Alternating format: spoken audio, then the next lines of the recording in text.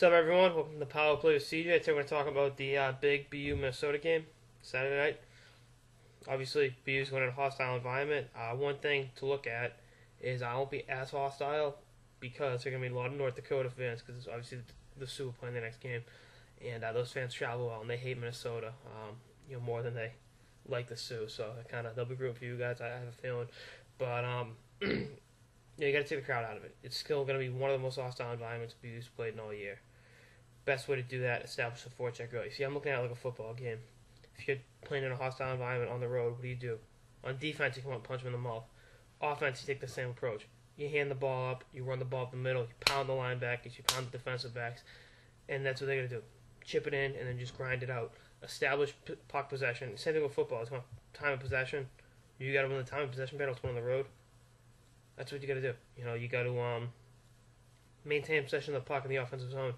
Just cycle, generate shots, generate shots. And if you get one, great. If you don't worry about it.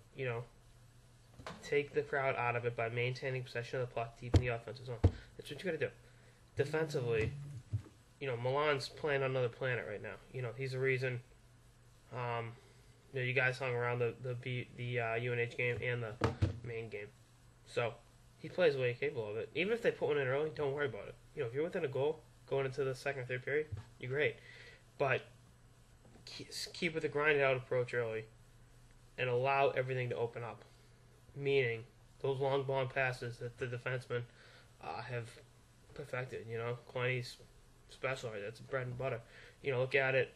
You're having your forwards kind of run like a go road, being a football player, being a wide receiver, just kind of get cut and go. You have the defenseman lob it up the middle to them. I think that's the best way to do it. I think pound it out early and then try to open up the offensive zone, open up the neutral zone to create scoring chances. It's probably the best way to do it.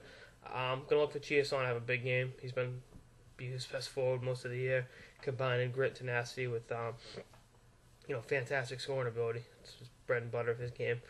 I think Courtnall's gonna have a pretty big impact against the Gophers. Excuse me.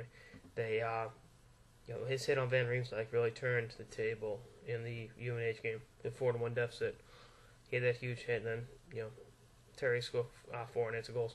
So look for that to be a big part of the success. Physicality to it's the best way to do it. You got to be physical. You got to play hard and grind it out. That'll create scoring chances for your flash and dash guys, your Connollys and the Adams of the world. And I think that's what you got to do. I really think taking care of the physical aspect of the game first will allow you to use your finesse and creativity. I think that'll open up more time and space for the finesse guys. And I think it's kind of like the yin and the yang, so to speak. Puck possession equals scoring chances. Sound defensive play equals turnovers. I mean, you can just do a Goodwill Hunting type math equation on how to win a hockey game on the road, and everything is interconnected. To put the puck in the back of the net, you got to be able to take care. I mean, you talk about being a two-way player. A lot of times people think, well, that hurts your offensive statistics. No, it doesn't. Playing sound defensive hockey does not hurt your offensive statistics. You know why? You generate turnovers. By generating turnovers, you generate puck possession. By generating puck possession, you generate scoring chances. It's pretty cool. You boil it down to hockey 101. That's what you got to do. And I really think if you can take the wind out of the crowd sails early, you're fine. I'd say I can't pick against you guys because you rallied through adversity. Terriers have rallied through adversity all year. I think going on the road and winning at Minnesota is not going to be that much of a challenge as it sounds. Just worry about the Gophers, and then the fight in Sioux and the Western Michigan game will be pretty good. Beat Minnesota, and then worry about those guys. I think all three teams in that region, you can beat any of them. Dakota caught lightning in a bottle late in the season, really, and they're not as good as people make them out to be. Western Michigan's got some pretty good defensemen, but they're not anything too special. In Minnesota, you can beat them. Don't be afraid. You can't be afraid. You cannot be afraid going into that building. Once they smell blood in the water, they're going to pounce on you like sharks. But have no fear. And you guys will ultimately, I'll see you guys in 2 weeks.